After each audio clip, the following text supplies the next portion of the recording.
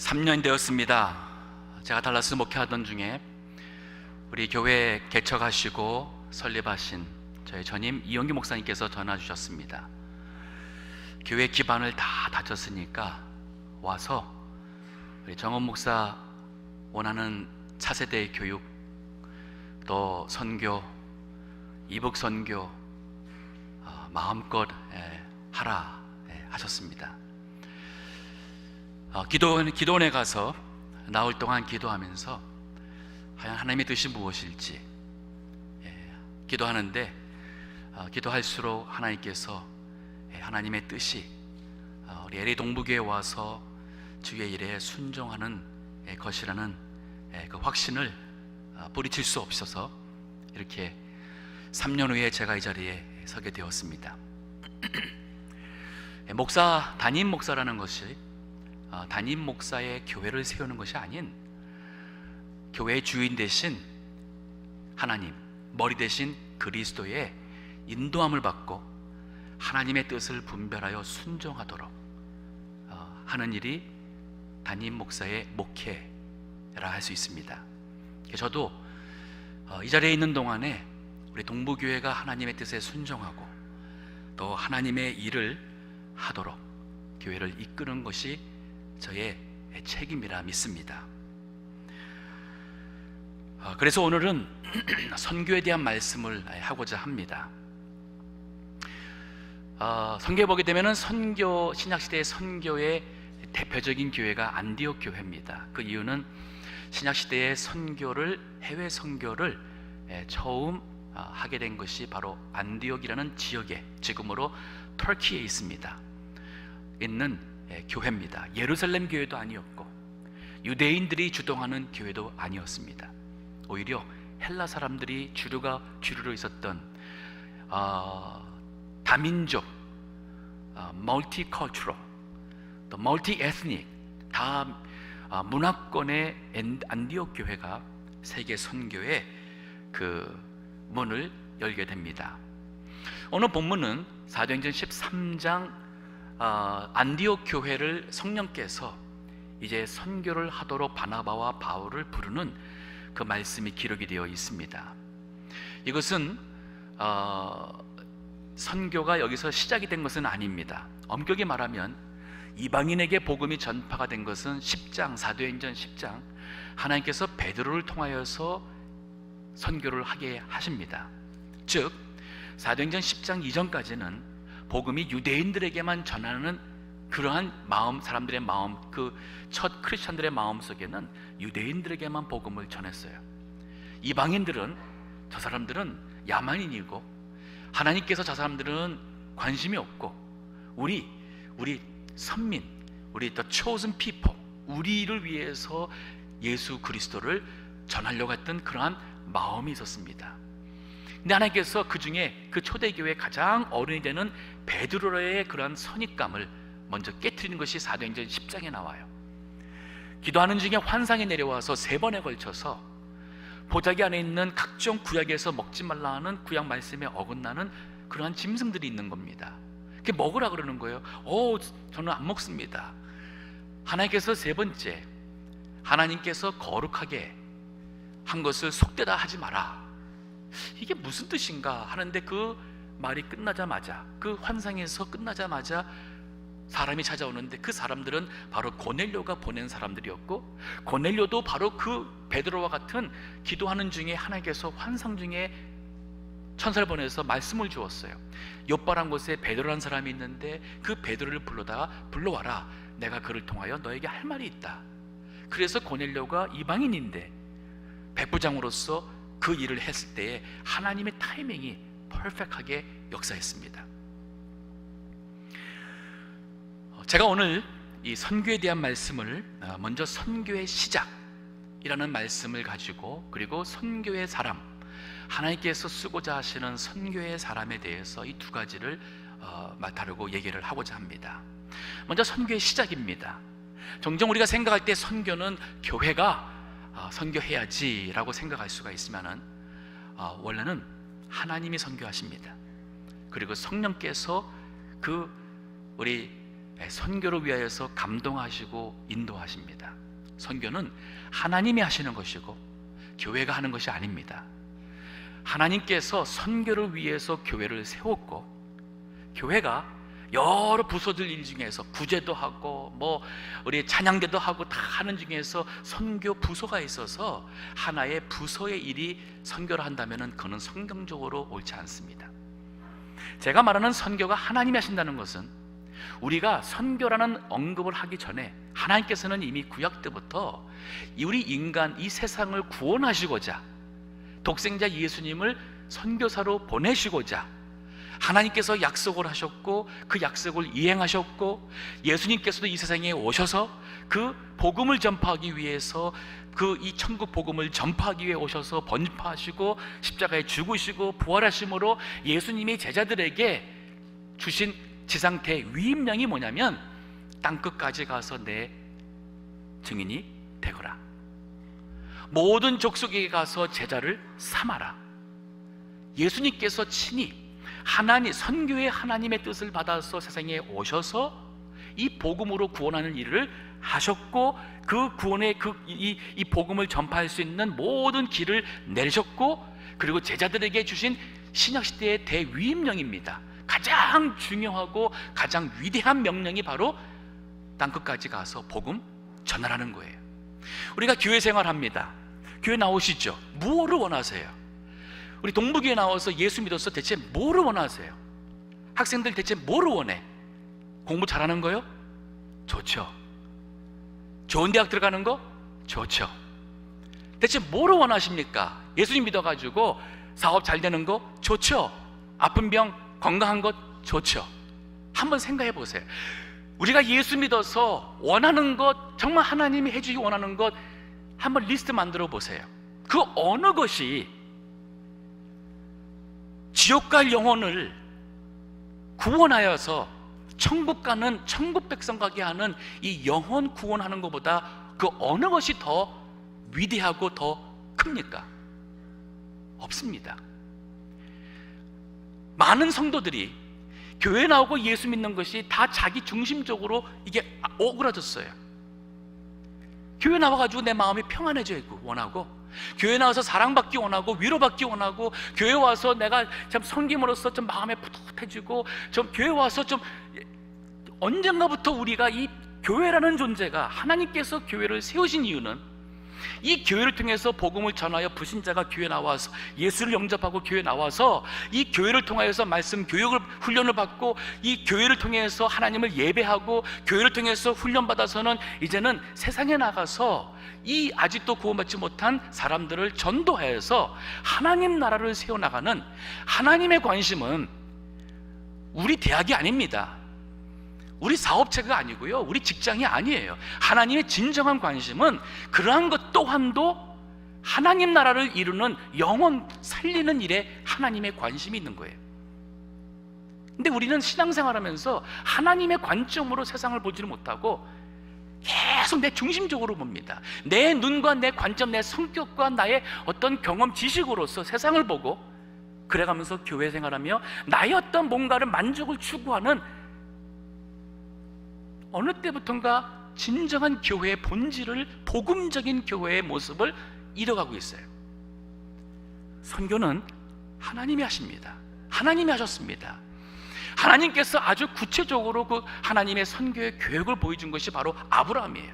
창세기 12장입니다. 하나님께서 아브라함에게 그 우상 섬기는 땅에서 내가 너는 아비와 너의 아버지의 집과 본토 친척 아비 집을 떠나서 내가 너에게 지시하는 땅으로 가거라, 약속의 땅으로 가거라. 아브라함이 하나님을 믿었어요. 순종했습니다. 그리고 왔습니다.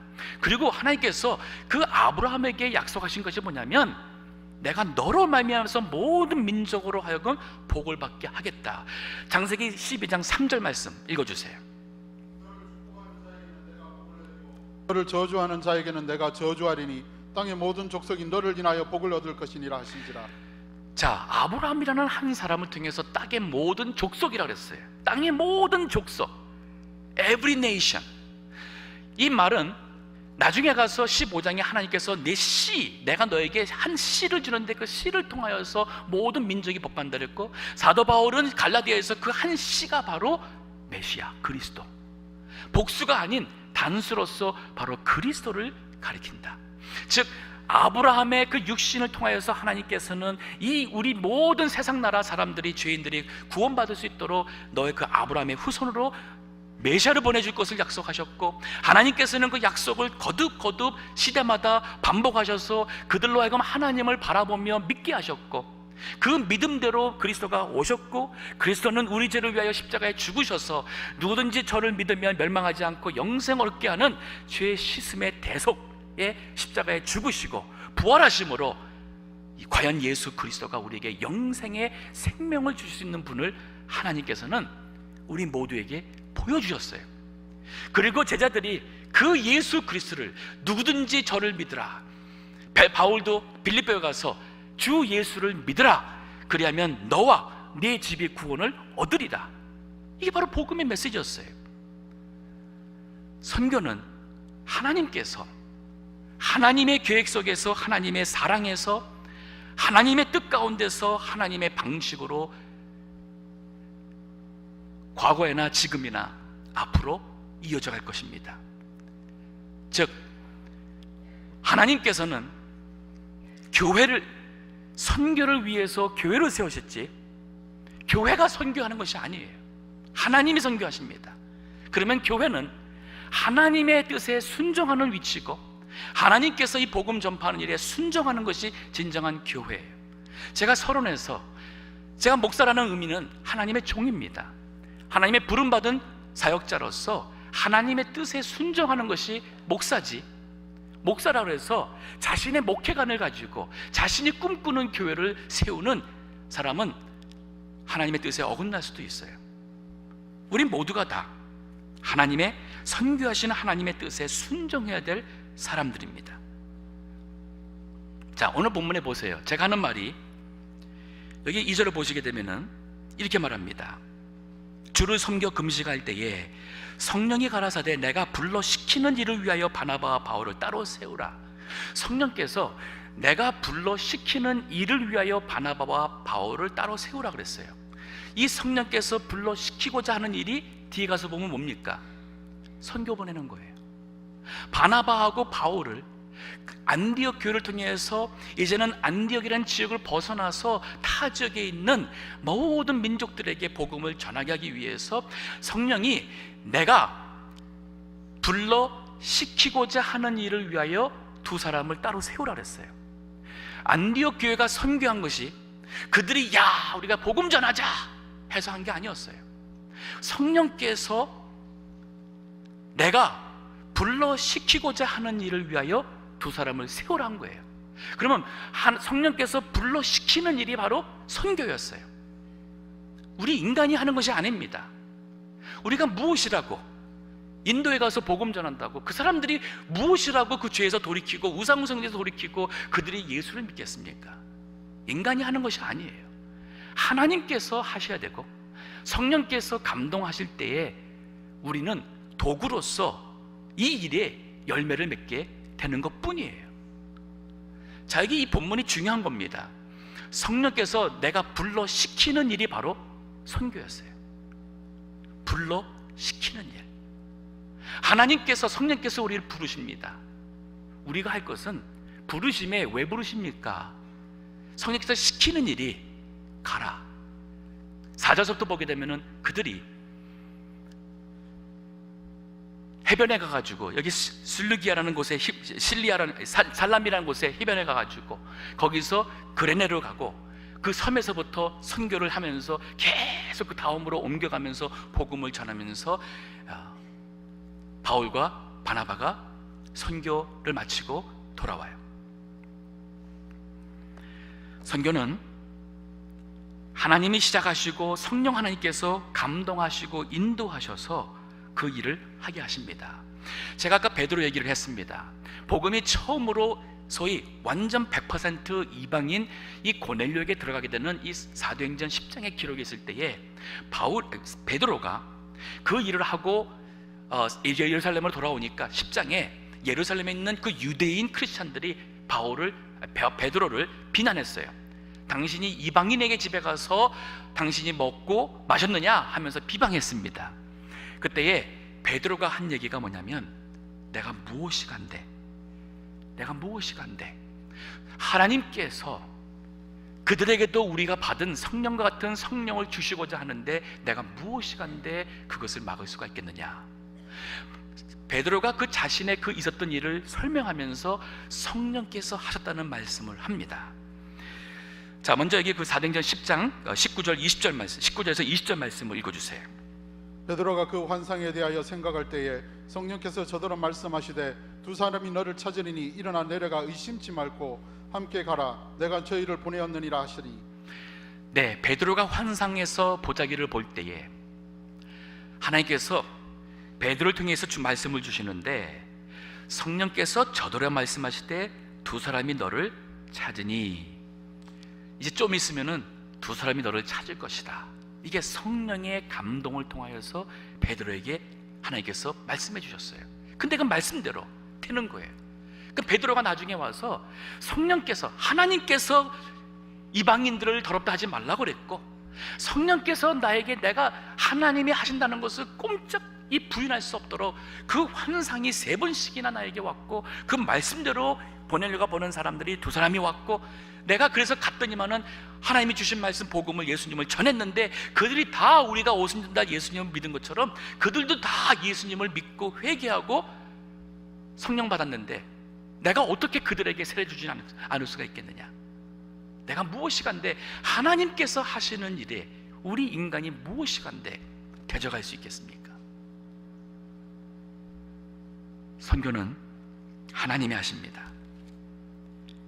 우리는 순종하면 되네요. 우리는 순종하는 위치입니다. 자, 이번에 인도하고 파키스탄에 가게 됩니다. 제가 1월 달에 위임 이제 목사가 되어서 과연 올해 선교 가는 것이 무리가 되기도 하고, 그래서 내년에 가야 되지 않겠는가. 하지만 또 선교지에서는, 또 현지에서는 다급한 와서 도와주기를 자꾸 부탁이 있고, 기도하다가 하나님의 뜻이 정말 가는 것이 뜻이라면 입국 비자가 나올 것이고, 그렇지 않다면은 하나님 뜻이 아닌가 보다 생각을 했습니다. 그런데 또 이렇게 쉽게 이렇게 결정을 할 수가 없어서 이렇게 시간 지나다 보니까 3개월밖에 안 남은 거예요. 교회에다가 우리 알렸을 때가 한 3개월 남은 정도 됐었어요. 지금부터 3개월 전입니다. 가만히 생각해 보니까 비자를 입국 비자 신청해도 보통 한 달에서 2달이 걸리는데, 비행기표도 보니까 비행기표가 값이 자꾸만 올라가요. 매주 조금씩. 그럼 비자를 받고 하게 되면은 잘못하면은 비행기 값이 너무 비싸질 것 같고, 그렇다고 비행기표를 먼저 사놨다가 비자 받려다가 비자가 안 나오면은 이거 또 손해 볼 것 같고, 그래서 빨리 비자부터 해야겠다 생각이 들어서 특히 그 파키스탄 입국 비자가 어렵습니다. 제가 개인적으로 한 4년 전에 가려 했다가 여기 오기 전에 그 비자를 못 받았어요. 리젝당해서 못 받았습니다. 또 그 전에 저희 형님 김성호 목사님 시애틀에서 목회하시는데 파키스탄에 좀 방문하려고 했는데 또 비자를 못 받았어요. 또 그 전에 우리 여기 LA 교회에서도 우리 젊은이들이 거의 장세국제학교 와서 좀 이렇게 사역을 하려고 섬기려고 했다가 한 5-6명이 다 빠꾸받은 거를 제가 압니다. 최근에 제가 아는 여러분들이 이 비자를 못 받았어요. 그래서 인간적으로 생각할 때에 한 90% 이상은 안 될 가능성이 크고, 정말 하나님의 뜻이면 파키스탄 비자가 나오겠지.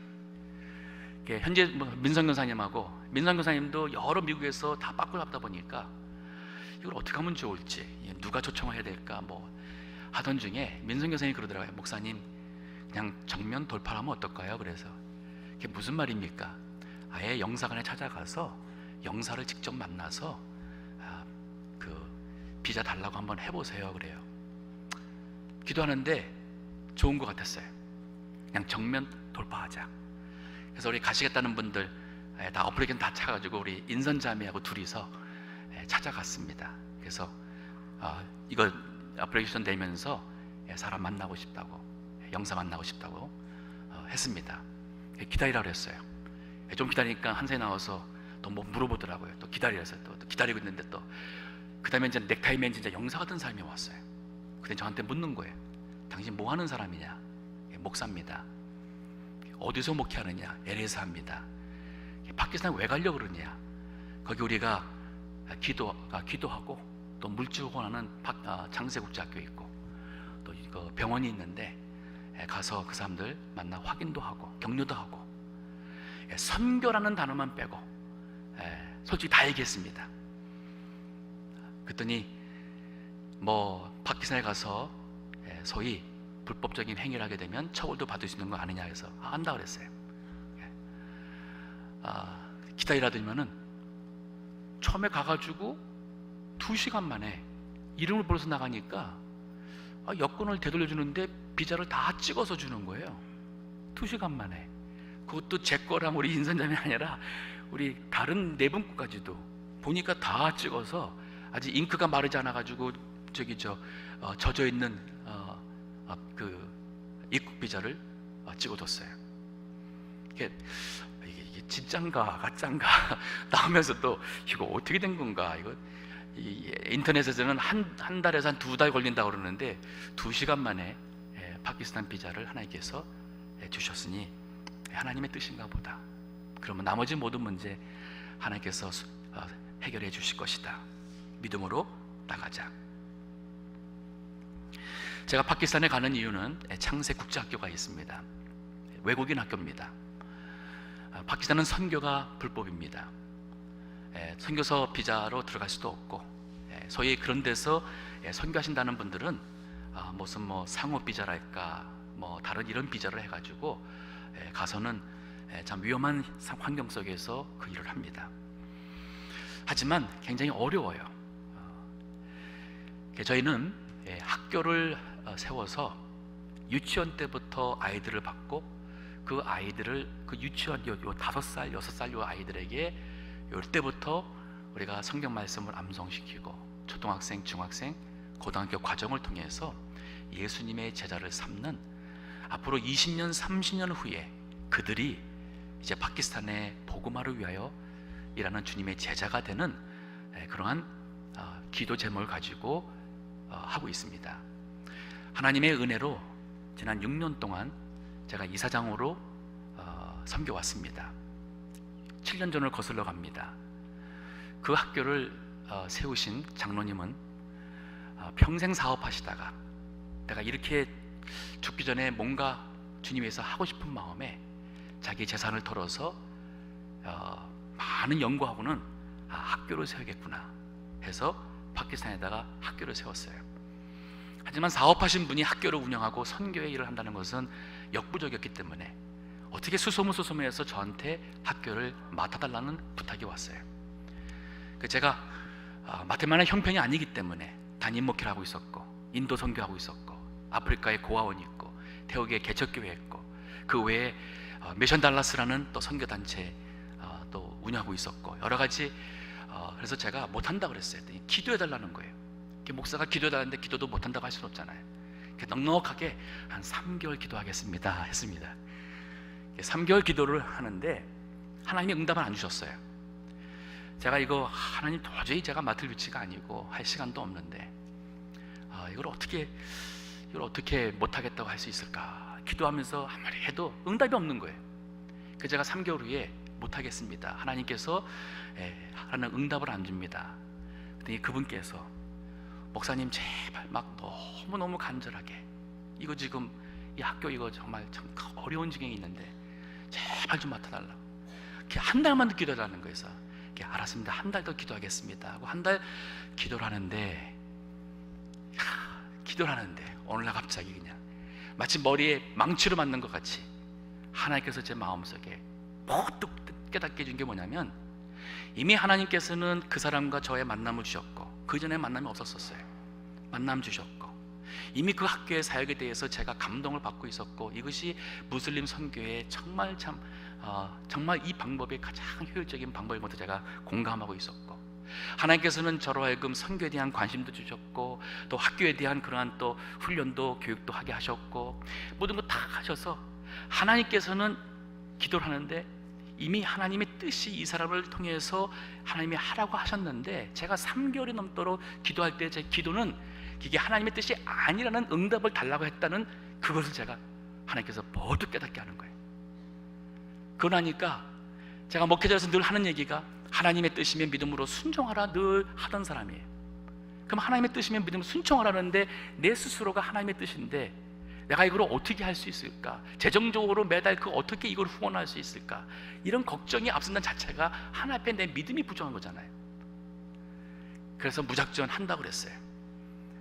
그러고서는 며칠 동안 정말 밤에 잠도 안 오고, 이거 괜히 예수했다가 이거 어떡할 건가.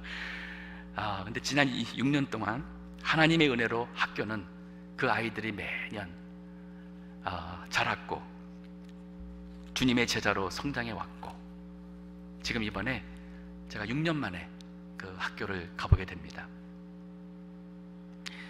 저는 우리 동부교회가 정말 하나님의 감동이 있는 교회고, 하나님의 뜻이 앞서가며 우리를, 여기 성령께서 하는 거예요. 내가 불러 시키는 일을 위하여 바나바와 사울을 세우라 하는 것처럼 성령께서 불러 시키는 일이 있는 우리 동부교회가 되기를 원합니다. 우리 성도님들이 정말 기도하며 하나님의 준비된 사람으로 그 하나님의 성령의 감동 속에 그 불러 시키는 일에 순종하는 주의 종들이 많이 나오기를 저는 기도합니다. 왜냐하면 이것이 진정한 교회의 본질이에요. 머리로만 굴리지 마세요. 하나님의 일, 교회 일을 우리가 세상적으로 계산해가지고 타산해서 손해냐 이익이냐 늘 이거 따지고, 위험하냐 안전하냐, 안전하다는 확신이 개런티가 있으면은 그러면 선교팀 가자, 개런티 없으면은 우리 못 간다, 그러면 우리 한국, 지금의 한국이 있을 수 없습니다. 우리 한국에 온 선교사님들 위험이 있음에도 갔습니다. 그렇지만 하나님의 뜻이 있는 곳에는 아무리 위험이 있고 하나님의 뜻이, 하나님이 우리를 지켜주신다면 모든 위험이 있든 어떤 것이든 하나님의 주권 안에 보호를 받을 수밖에 없는 거예요. 자, 우리 선교의 시작 하나님이 하신다고 했습니다. 성령의 감동과 인도가 하나님의 선교를 교회로 하여금 알게 했죠. 세 번째는 뭐냐면, 선교가 비록 바나바와 바울을 보내지만은 교회를 통해서 했어요. 여기 3절을 보시게 되면, 이에 즉 성령께서 이렇게 불러 시키는 일에 위하여 바나바와 바울을 세우라 했을 때에, 이에 금식하며 기도하고 두 사람에게 안수하여 보내니라. 누가요? 안디옥 교회가 보냈어요. 하나님께서 교회를 통하여서 선교를 하십니다. 바나바와 바울이 개인 플레이로 선교한 것이 아니었어요. 이 말이 뭐냐면, 이들이 선교를 통해서 바나바 안디옥 교회에서 그들을 파송했을 때는 안디옥 교회 성도인들이 바나바와 바울을 잊지 않고 기도한 거예요. 그들이 갈 때 그들이 필요한, 선교를 위해서 필요한 물질이든 먹을 것이든 이것을 교회가 뒤에서 밀어줬습니다. 그리고 바울이 이 첫 번째 갔던 이 선교는 2년 후에 돌아옵니다. 2년 후에 돌아와서 하나님께서 얼마나 많은 은혜 베풀어서 이방 사람들이 예수를 믿고 구원받는 그 기쁜 소식을 나눌 때 안디옥 교회는 그 놀라운 그 은혜 체험을 가장 먼저 하게 됩니다. 그리고 그 교회가 두 번째로 또 바울을 2차로 선교를 보내요. 3년 후에 돌아옵니다. 또 보고합니다. 그리고 또 3차 선교를 보냅니다. 그리고 바울이 3차 선교회를 끝났을 때는 10년이라는 세월이 지나갑니다. 그 기간 동안에 안디옥 교회는 바울과 함께 했어요. 교회를 통하여서 하나님은 선교하십니다. 하나님께서도 예수님께서 제자들을 부르실 때에 제자들을 통해서 열매 맺기를 원한다는 말씀하셨어요. 요한복음 15장 16절 17절 읽어주세요. 너희가 나를 택한 것이 아니요 내가 너희를 택하여 세웠나니. 여기도 그러죠. 내가 예수님을 택해가지고 내가 예수님의 일을 하겠다는 게 아니에요. 예수님께서 제자들을 내가 너희를 택하였다 그랬어요. 그럼 왜 그랬느냐? 읽어주세요. 이는 너희로 가서 과실을 맺게 하고 또 너희 과실이 항상 있게 하여 내 이름으로 아버지께 무엇을 구하든지 다 받게 하려 함이니라. 예수님의 제자들을 택한 이유는 가서 과실 맺으라는 겁니다. 이 과실 나중에 보니까 복음의 구원의 열매예요. 자, 우리 그러면 이 선교를 감당할 수 있는 선교의 사람들, 시간이 많지 않지만 제가 간단히 설명하겠습니다. 세 가지입니다. 첫째는 준비된 사람, 둘째는 섬기는 사람, 셋째는 헌신된 사람이에요. 제가 말한 준비된 사람은 여기 성령께서 바나바와 바울을 불러서 따로 세우라 그랬어요. 그리고 이 두 사람이 갑니다. 여기 안디옥 교회에 선교사와 교사가 5명이 있었습니다. 지금 만나면 교역자가 5명이었다는 얘기예요. 가장 먼저 언급된 바나바는 그 교회 담임 목사 같은 사람이에요. 안디옥 교회는 저절로 생긴 교회입니다. 즉 예수님 믿은 사람들이 예루살렘에 핍박이 있으니까 할 수 없이 예수님을 잊지 못하고 거기서 다 흩어져 버렸어요. 그 중에는 이 여러 지역에서 온 사람들이 자기 고향으로 갔는데 그 고향에 가서 거기서 복음을 전하다 보니까 그 사람들이 또 복음 전하면서 그들이 모인 곳이 바로 안디옥이었어요. 안디옥에 가서 복음 전한 사람도 있었고 또 구레네나 이런 데서 이 사람들이 가가지고 안디옥에서 복음 전하면서 믿는 사람들이 모여서 같이 기도하고 예배하다 보니까 목사님이 없는 그냥 교회가 되어버린 거예요. 그래서 예루살렘에다가 도움을 구했고 예루살렘에서는 바나바를 첫 담임 목사로 파송했습니다. 근데 이 교회를 보니 바나바가 있는가 하면 니게르라 하는 시므온, 니게르라는 것은 검다는 뜻이에요. 아마 이 시몬이라는 분은 흑인인 것 같아요. 즉 이 교회는 피부가 검은 흑인인데도 교역자로 있었어요. 우리 이민교회가 한인교회 하는 것은 굉장히 복음적인 교회로 하는 데서는 장애가 될 수 있어요. 저는 우리 동부교회도 한국 사람만 모이는 교회가 된다면 우리가 뭔가 이 지역에서 해야 될 복음의 사역을 제대로 감당하지 못한다고 볼 수 있어요. 안디옥 교회는 이러한 피부가 검은 교역자가 있었습니다. 시몬이 행어 보면은 이분은 혈통이 히브리 사람 같아요. 구레네 사람 루교라는 것은 이방 사람입니다. 이 사람은 그 구레네에서 온 사람들이 안디옥에 교회를 세웠기 때문에 아마도 이분은 처음 개척 멤버라 하고 이게 많은 우리 그 주석가들이 추측을 해봅니다.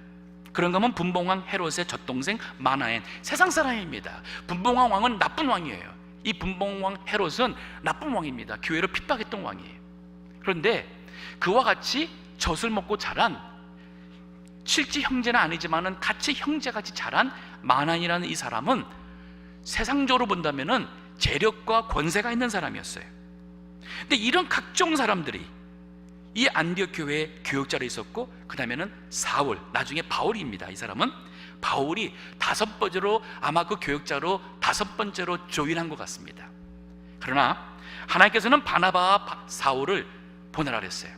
왜냐하면 이 바나바와 사울은 말씀과 믿음으로 가장 준비가 된 사람이었어요.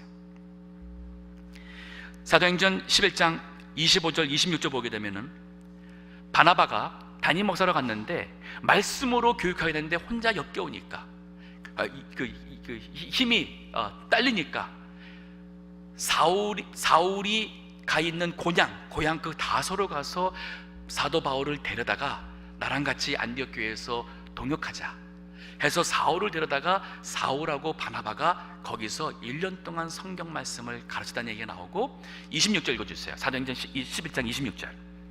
만남에 안디옥에 데리고 와서 둘이 교회에 1년간 모여 있어 큰 무리를 가르쳤고 제자들이 안디옥에서 비로소 그리스도인이라 일컬음을 받게 되었더라. 1년 동안 하나님의 말씀을 바울과 바나바가 가르쳤는데 그 교인들이 얼마큼 말씀으로 믿음으로 잘 했냐면은 그 안디옥 지역에서 예수 믿는 사람들을 크리스찬, 이 말이 뭐냐면요, 그리스도의 사람들, 그리스도를 따르는 사람들, 그리스도의 무리들 이란 뜻이에요. 이 없는 헬라어가 그 소위 별명이 붙은 겁니다. 그만큼 이 안디옥 교회가 성령 충만했고 말씀으로 충만했고 이분들이 정말 이 신앙으로 불타서 있는 이것은 바로 바울과 바나바의 말씀 교육이었어요.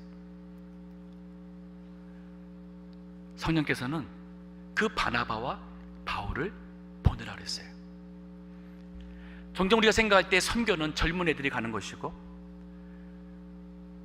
선교는 젊은 교역자들이 가는 것이고 이렇게 생각할 수 있어요. 제가 담임 목사로서 이번에 선교를 가니까 어떤 분이 염려하셔요. 그냥 담임 목사님 가지 말고 부교육자 보내면 어떻겠는가 하시는데, 지금 처음이라서 제가 갑니다. 인도나 파키스탄에 지금 우리 교회로서는 연결이 안 돼 있기 때문에 제가 지금 처음은 길을 놓기 위해서 가는 것입니다. 하나님께서 과연 인도와 파키스탄으로 우리 동부교회를 향한 뜻이 무엇인지, 그래서 가는 것입니다. 이제 앞으로는 제가 안 가고도 우리 많은 분들이 가서 주님의 일을 감당할 수 있게 된다면 가장 이상적인 것이겠죠. 하지만 담임 목사라도 선교적인 마음과 복음의 마음을 가지고 있는 것이 주님이 기뻐하시는 것이라 저는 믿습니다. 자, 우리 선교하기 위해서는 말씀과 믿음으로 준비가 되어야 되면은, 두 번째는 뭐냐면 주님을 간절히 섬기는 사람이에요. 여기 2절 다시 한번 보세요. 주를 섬겨 금식할 때에 성령이 가라사대 그랬어요. 주를 섬겨 금식할 때에, 여기 섬긴다는 단어가 예배라고도 번역할 수 있어요. 그 왜 이렇게 이 단어가 예배로도 번역되고 섬김으로 번역되느냐? 사실 우리가 하는 모든 일이 다 주님을 향한 예배가 돼야 돼요. 찬양대에서 찬양하는 것도 주님을 향한, 이게 찬양이라는 어떤 봉사라고 생각하시겠지만은 이것이 바로 찬양이라는 것이 하나님을 향한 예배예요. 우리 교회에서 차량 봉사하시는 분들도 내가 뭐 차 이거 뭐 하는 것이 이거 생각하지 마시고요, 이것도 예배하는 사람들을 위해서 내가 이 봉사하는 것이 하나님께 드려드리는 예배라고 생각하면서 하셔야 됩니다. 부엌에서 일하는 것도 그렇고, 즉 우리의 이 교회에서 하는 모든 일이 사실은 주님께 드리는 예배예요. 이것다가 영적 예배라고 그럽니다. 그래서 이들이 주를 섬겨, 즉 예배하며 섬기며 금식했다고 그랬어요. 이 금식한다는 것이 뭐냐면 하나님을 온전히 바라보는 거예요. 자, 금식을 하게 되면은 배가 고픕니다. 육신이 배가 고프다고 먹고 싶다고 자꾸만 그래요. 그럴 때 내가 금식하고자 할 때는 이유가 있었어요. 내가 중대한 일을 앞에 두고 있다든지, 아니면 정말 하나님의 은혜를 너무 지금 갈급하게 수 있는 그런 중병에 있다든지 어려움에 있을 때 하나님께 금식하며 기도를 합니다. 그러면 육신은 배고프다고 먹을 걸 달라고 그러는데, 내가 믿음의 의지를 가지고 내가 정말 하나님을 간구하고자 하는 내 영적인 그러한 이 소원을 가지고 육신의 배고픈 것을 물리치는 거예요. 그거를 절제하면서 내가 믿음으로 금식을 지나갑니다. 즉 금식한다는 것은, 금식 기도한다는 것은 하나님을 바라보는 것이요, 하나님을 전적으로 의지하는 것이요, 하나님 앞에 내 자신이 주님의 은혜가 아니면 아무것도 못한다는 내 자신이 낮아지는 거예요. 내 자신이 작아지고 겸비해지는 것이 바로 금식 기도의 의미예요. 지지난주입니다. 인도에 있는 우리 디렉터는 산토시 목사님인데, 인도 목사님과 그 교회인들과 여러 사람들이 8일 동안 금식 기도를 했어요. 그리고 8일째 8일 금식 기도를 끝냈습니다 라고 저한테 왔는데, 제가 마음에 참 큰 감동이 왔어요. 그래서 이번 주에 우리 선교팀에게도 우리 각자 금식하자, 연세가 있고 다 그러니까 하루에 한 끼든 두 끼든 금식하면서 기도하자 그랬어요.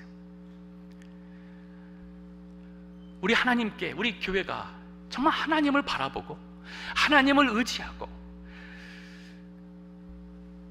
참 내 육신이 원하는 것을 내 육신이 원하는 대로만 사는 것이 아니라 주님이 원하신 대로 순종하고자 하는 그런 이 갈급함으로 믿음의 의지를 가지고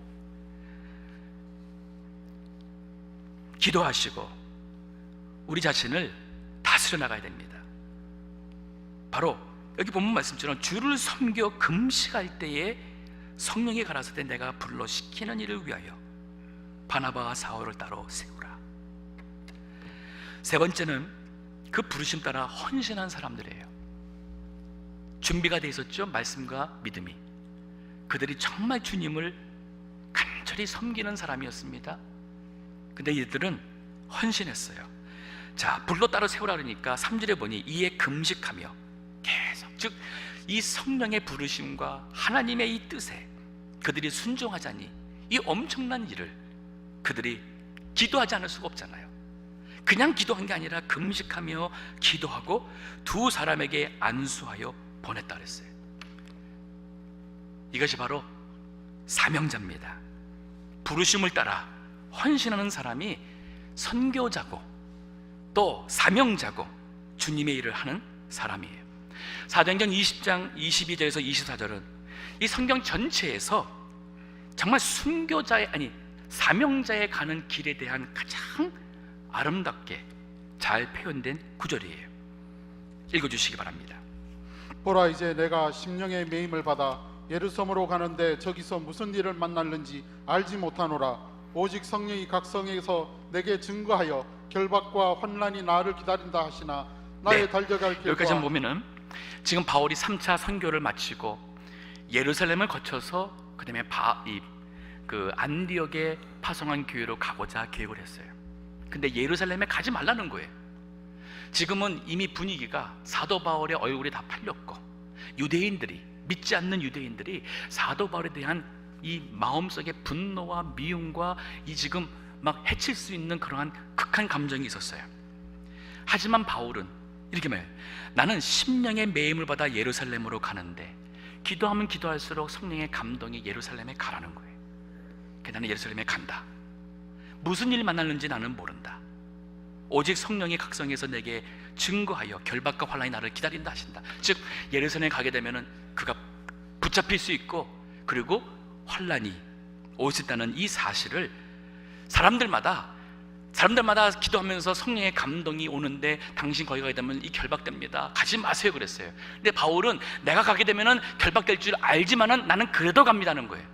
그러니까 성령께서 다 깨닫게 해줬지만 해석이 달랐어요. 다른 사람들은 인간적으로 사도 바울을 위해서 가지 말라고 그랬고, 사도 바울은 사명자로서 내가 가서 환난과 결박이 있다 할지라도 나는 거기로 가겠노라. 24절 읽어주세요. 나의 달려갈 길과 주 예수께 받은 사명 곧 하나님의 은혜의 복음을 증거하는 일을 마치려 하면은 나의 생명을 조금도 귀한 것으로 여기지 아니하노라. 네, 나의 달려갈 길,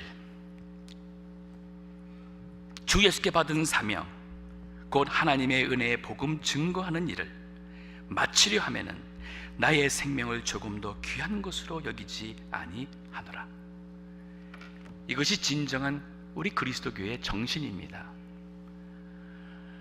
이것이 무슨 꼭 목사나 선교사나 대단한 사람들의 정신이 아니에요. 우리 모두가 다 예수 그리스도를 믿음으로 거듭나서 하나님의 자녀가 되었고 예수님의 제자로 부름받았다면 이건 우리 모두의 가야 될 길이고 우리가 가야 될 사명자의 삶입니다.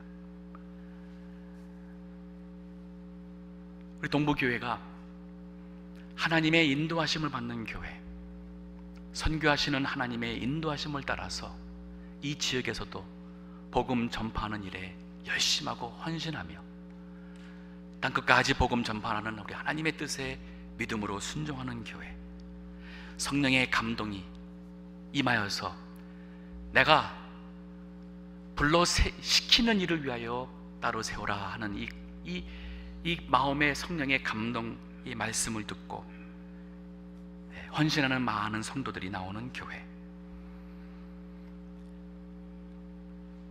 준비되고 섬기고 헌신된 그러한 선교의 사람들이 많이 세워지는 그러한 주님의 참된 교회 될 수 있기를 주의 이름으로 축원합니다.